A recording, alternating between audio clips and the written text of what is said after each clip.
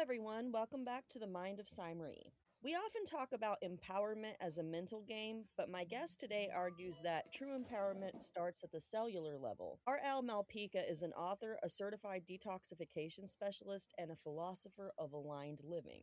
He's here to help us understand why healing isn't a hustle, it's a homecoming. RL, it's a pleasure to have you here today. Welcome to the show. Thank you. I'm excited to be here. Awesome. So, you have a very provocative stance that healing isn't about trying harder, but about reducing overload. Why do you think we are so addicted to the idea that we have to work for our wellness? Well, I think a lot of that comes down to our conditioning, pretty much how we've been raised. For generations, we've been taught to really look outside of ourselves for health and help and whatnot versus looking internally.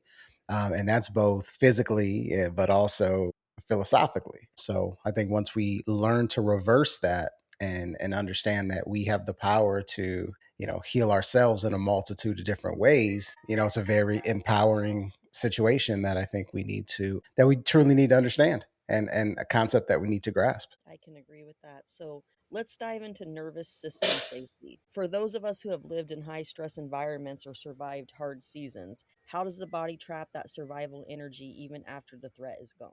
Well, I think what happens is like when we're talking about the body and internally, we're talking about a system that works together in conjunction with itself. So whenever something happens and a part of our body ends up taking the brunt of the effect of that, it actually alters and impacts every aspect of our body from a physical standpoint and mental and emotional as well, because what happens is the body starts to rely and compensate for that weakness per se, and that just causes imbalance everywhere else. I mean, pretty much the antithesis of health is imbalance, and the definition of health is being in balance. So that's why when something happens and it impacts us, we feel the ramifications of that effect continuously until we fix the root of the issues that caused that problem in the first place. Then our body can start working back towards homeostasis or balance. Absolutely agree with that too. So you mentioned environmental overload. What are the silent overloaders in our modern lives that are keeping our nervous system on high alert without us even realizing it? Oh, there's so many things. You think of like technology, we're constantly looking to be stimulated over and over and over again. And that keeps our body really in a fight or flight type mode. It's always looking for some form of stimulation to get that feeling for us to feel comfortable. So, like, those are kind of the silent things that people don't realize.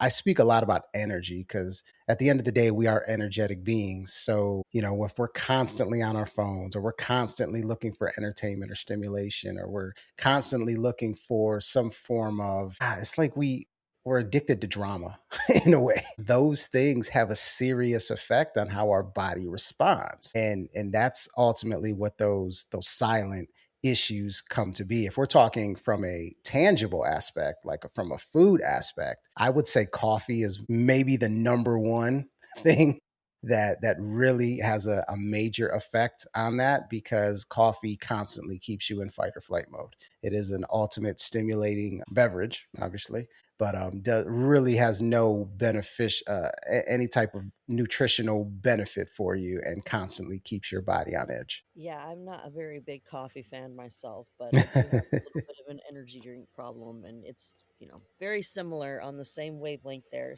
For sure. We could definitely work on that one. But okay, so shifting gears a little bit, you are a proponent of the terrain model. Can you Yes. explain how changing our focus from external enemies to our internal environment changes the way we show up in the world? Yeah, it's really a an empowering discovery once you realize it. And that's kind of the experience that I went through, because when you take a look at health, and I'm not just talking about physical health, I'm talking about the entire spectrum of health. When you look at it from a terrain model perspective, which is the perspective of everything that is happening to my body is a manifestation from within, not externally. When you look at it from there, you start to realize, wow, how powerful you are. Like, your body is really an amazing feat. It can heal itself, and we see that all the time. We see that all the time in nature. We see that all the time with ourselves. I mean, we cut ourselves. What happens? It'll heal itself as long as we don't interfere with the process.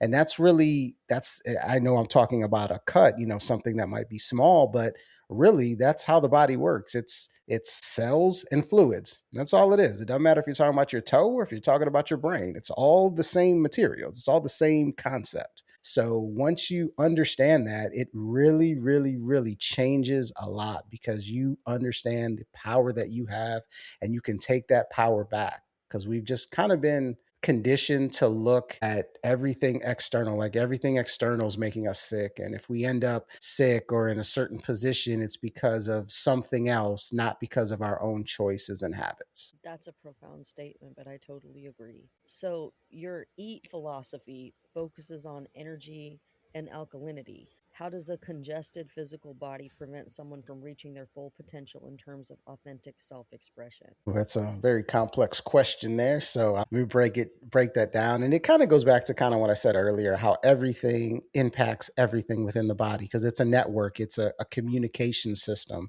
it's one whole organism. So if one part's down, the rest of the body's down. So when you're congested, meaning you have a stagnated lymphatic system. Let's make this as simple as possible. All right. We have a lymphatic system. It is the sewer system of the body. Basically, it's the interstitial fluids within your body outside the blood, right? You have your blood and you have your lymph. Well, your body is consisting of 80% lymph, 20% blood. Well, the lymphatic system does not have a pump. So the only way it moves is if you are hydrated and if you're constantly moving. So when you have that stagnation, you're making bad food choices and habit and toxic health choices that lymph ends up becoming stagnant within the body. And a stagnant lymph system is going to become an over acidic system, and acids ultimately break down tissue. So when it's breaking down tissue, now we're starting to have systemic issues, and any systemic issue is going to have to be compensated for by the body. Extra energy is going to need to be allocated to the body. Therefore, everything else that you're dealing with, becoming your authentic self, your moods, your happiness, your self-esteem, all those things are going to be impacted by that because your body is working so hard just to focus on that specific ailment that's going on. Wow, that was a great breakdown. Thank you. Yeah, you're welcome. So, we talk a lot about reclaiming empowerment on this show.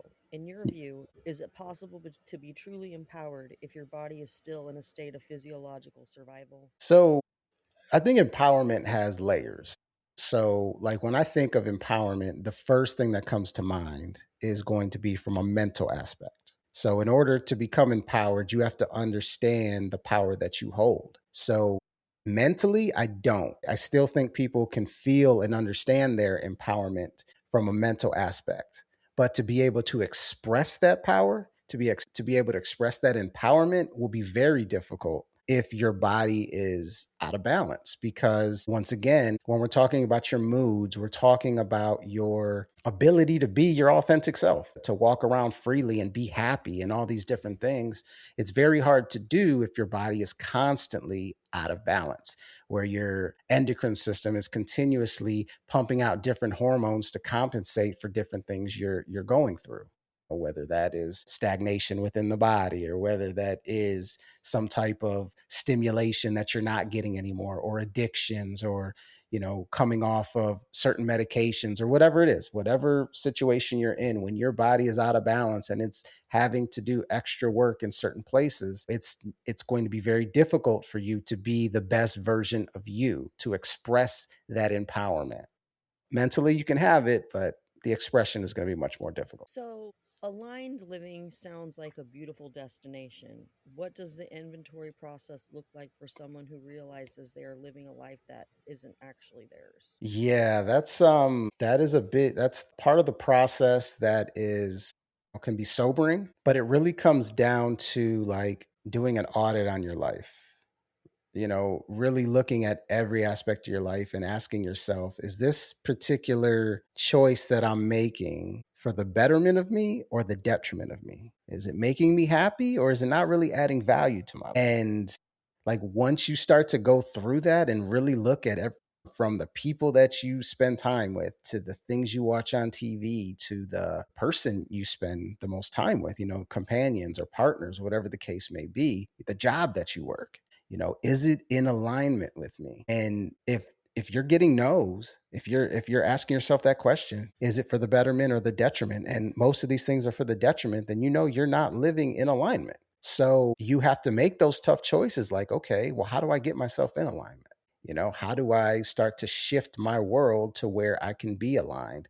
Because that's where you have true happiness. Without it, you don't, because you're not living your life. You're living a programmed version of your life that you feel that you have to do because you've been taught that, well, I need to be loyal or I need to put everybody else first instead of myself. Once you come to that conclusion that no, I come first, and then everything else will reap the benefits of me becoming the best version of me and the most aligned version of me, that's when you start making true transformation. That was beautifully said. Thank you again. So, Well, thank you. I appreciate that. you've spoken about the connection between the body and spiritual growth.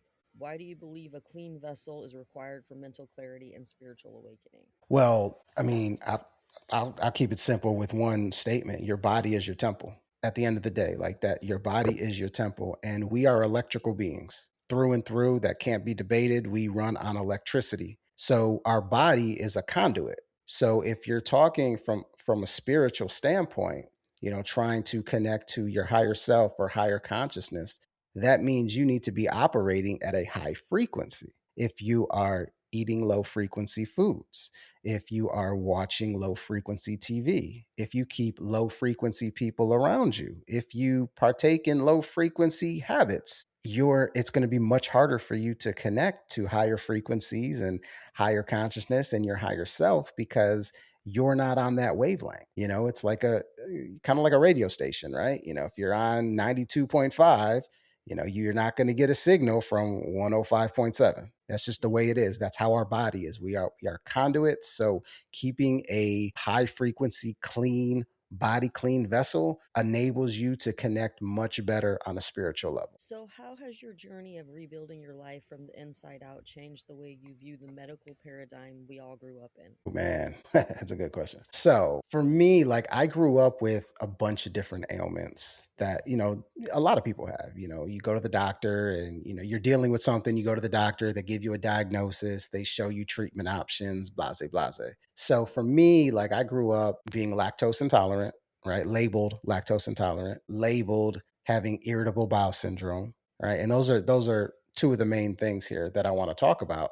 And as I started to understand how the body actually worked and what our natural diet is, made me realize that, well, I don't really have a problem because that's the thing when you have those ailments, like there's a little bit of shame that goes along with it, and people talk to you like that. Oh yeah, I forgot you can't eat that because you have that issue or whatever the case may be. They make you feel kind of outcasted in a way, maybe not purposely, but just from a societal standpoint. And a lot of us deal with that. Some people who've been diagnosed with autoimmune diseases or, other digestive issues or whatever the case may be. But once I realized and started looking at health from the terrain model perspective and how everything is manifested from within, and the reasons that we suffer from any type of ailment is mainly because of the food choices that we're making. So being lactose intolerant, that's not an issue. We're all lactose intolerant. We're all not supposed to be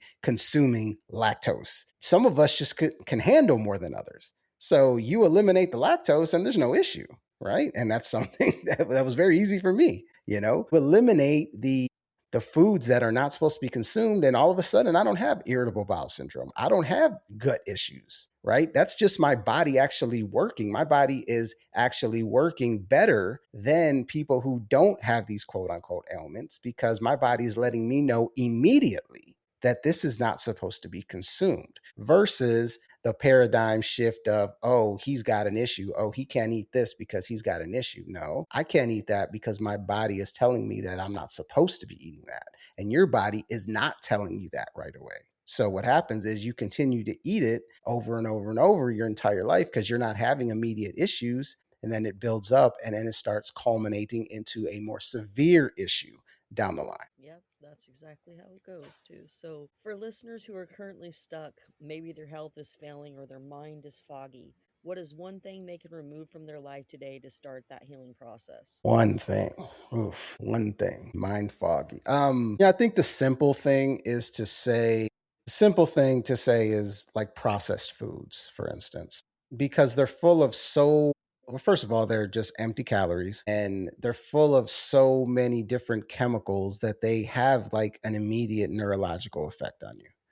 Um, and when we're talking about foggy mind and we're talking about, like we talked about earlier, empowerment and expressing ourselves and all those different things, like eating processed food is just the number one thing that's going to really have an immediate impact on you neurologically. And we don't want to mess with our with our nervous system. We just don't want to do that because that's our light, that's our electricity within the body. And the effects of that and kind of what can happen down the line is sometimes things that it's very difficult to come back from. So that's what I would say up front would be processed foods. So, what is on the horizon for you? How are you continuing to scale this message of natural wellness? A bunch of different things. I just released a book called Detox Yourself: The Secret to Freeing Your Mind and Creating a Healthy Life, which dives into first the mental aspect of it, breaking that conditioning, that programming of looking at health in a specific way, and not just health, but a lot of different aspects in life. And then being able to take that free mind to open up to changing your habits to more align with nature and who you are from a natural perspective to ultimately becoming the best version of you. So